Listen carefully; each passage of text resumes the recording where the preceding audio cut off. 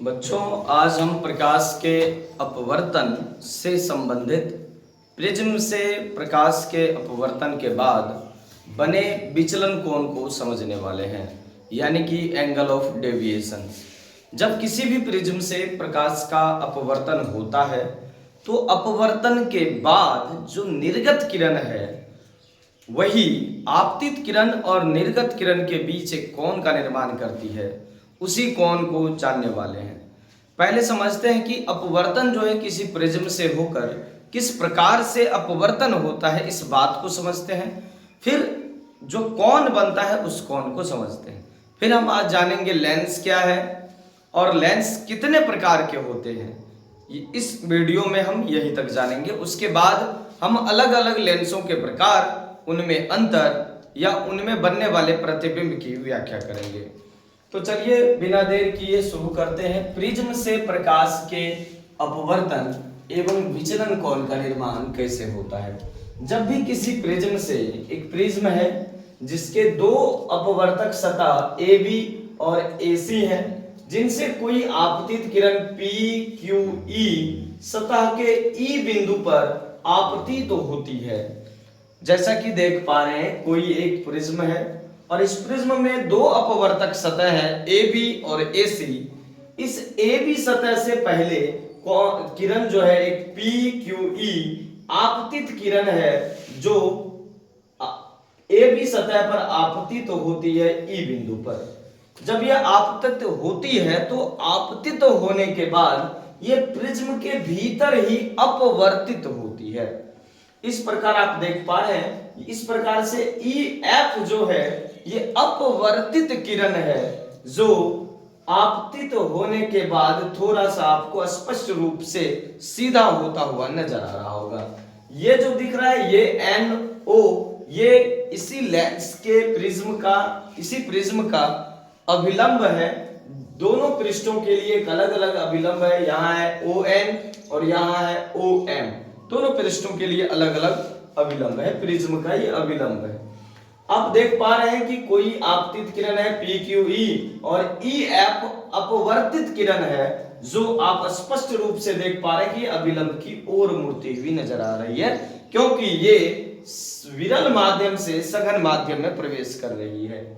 अब दूसरा ऐसा है कि जब कोई प्रकाश की किरण, हम जानते हैं कि सघन माध्यम से विरल माध्यम में प्रवेश करती है तो वो अभिलंब से दूर हटती हुई निर्गत होती है या फिर अपवर्तित होती है।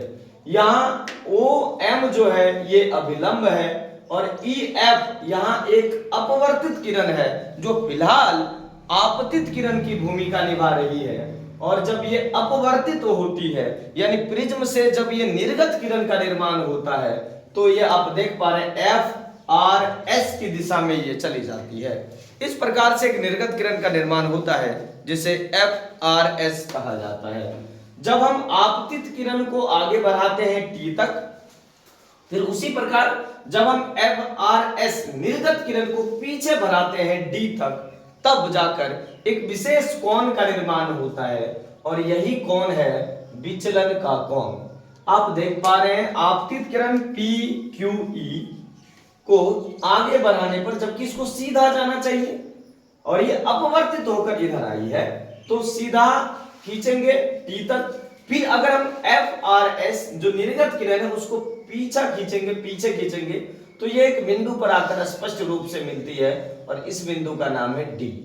और यहाँ आप देख पा रहे हैं एक विशेष प्रकार के कोण का निर्माण हो रहा है और इस कोण को हम लोग कहते हैं विचलन का कोण, जिसे लेम्डा से भी कहीं कहीं सूचित किया गया है। इस प्रकार कोण TDF एक विशेष प्रकार के प्रिज्म का कोण है, जिसे विचलन का कोण या एंगल ऑफ डेविएशंस कहते हैं। आप यहाँ देख पा रहे हैं आपतित किरण PQE है, निर्गत किरण FRS है, अपवर्तित किरण EF है, विचलन कोण TDF है और अपवर्तक सतह AB तथा AC है। और यहाँ जो विचलन कोण का निर्माण है वो TDF, यानी कि ये कोण हुआ है जो आपतित किरण को आगे और निर्गत किरण को पीछे बढ़ाने पर प्राप्त हुआ है।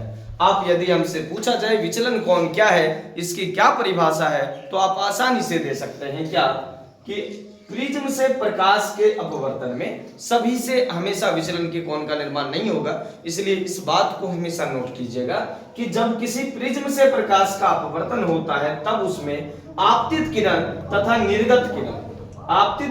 निर्गत किरण के बीच जो कोण बनता है उसी कोण को विचलन कोण या एंगल ऑफ डेविएशन कहते हैं। आप यहां तक समझ पाए? ये एग्जाम में आपके एग्जाम में बार बार पूछे जाते हैं विचलन का कोण क्या है या विचलन कोण किसे कहते हैं, या प्रिज्म से प्रकाश के अपवर्तन का किरण आरेख खींचे तो हम इस प्रकार के किरण आरेख को खींचेंगे।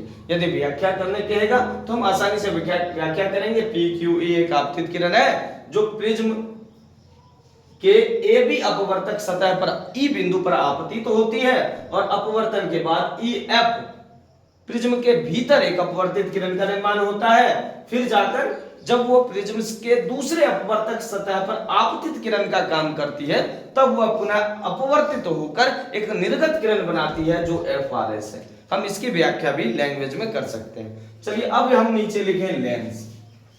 आप देख पा रहे हैं लेंस, ये लेंस जो है इधर भी एक निश्चित ज्यामितीय आकृति है, इधर भी एक निश्चित ज्यामितीय आकृति है। यदि आपको लग रहा है कि ऐसा भी हो सकता है तो बिल्कुल ऐसा भी हो सकता है। अगर आपको लग रहा है क्या ऐसा भी हो सकता है तो बिल्कुल इस प्रकार से भी हो सकता है, बशर्ते निश्चित ज्यामितीय आकृति होनी चाहिए। जब दो निश्चित ज्यामितीय सतह परस्पर घिरते हैं, एक जगह पर मिलते हैं, तब जाकर लेंस का निर्माण होता है। और यह होना चाहिए कि वो पारदर्शक होना चाहिए। आप इसमें भी कर सकते हैं इस प्रकार से, एक समतल हो जाए और दूसरा उभरा हुआ हो जाए। आप इसमें भी कर सकते हैं।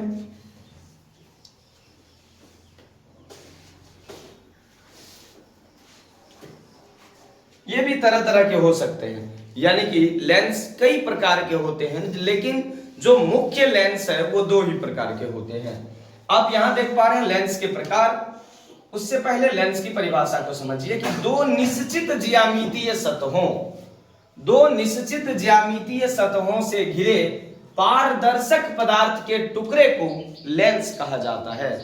किन्हीं दो माध्यमों में यदि हमको अलग अलग माध्यम दिया हुआ है तो हमेशा पारदर्शक पदार्थ की भूमिका रहती है अपवर्तन की। आप यहां देख पा रहे हैं दो निश्चित ज्यामितीय सतहों से घिरे पारदर्शक पदार्थ के टुकड़े को लेंस कहा जाता है। और ये मुख्य लेंस जो है वो दो तरह के ही होते हैं, उत्तल लेंस कॉन्वेक्स लेंस और दूसरा अवतल लेंस कॉनकेव लेंस। इस प्रकार से लेंस दो प्रकार के होते हैं। दोनों की जो साधारण परिभाषा है उसको मैंने लिखा है, फिर आगे हम डिटेल से अच्छे तरीके से जानेंगे। उत्तल लेंस क्या होता है? उस प्रकार का लेंस जो किनारे के अपेक्षा बीच में मोटा होता है। आप स्पष्ट देख पा रहे हैं यह किनारा इसका और यह मिडल जो बहुत ज्यादा मोटा नजर आ रहा है। उस प्रकार का लेंस जो किनारे की अपेक्षा बीच में मोटा होता है उसे उत्तल लेंस या आप कह सकते हैं मोटा लेंस। उस प्रकार का लेंस जो किनारे की अपेक्षा बीच में मोटा होता है उसे उत्तल लेंस या मोटा लेंस कहा जाता है। दूसरी तरफ उस प्रकार का लेंस जो किनारे की अपेक्षा बीच में पतला होता है उसे अवतल लेंस कहा जाता है। आप स्पष्ट देख पा रहे हैं ये किनारा है, किनारा मोटा है और बीच का भाग पतला नजर आ रहा है। तो उस प्रकार का लेंस जो किनारे की अपेक्षा बीच में पतला होगा अवतल लेंस कहलाएगा।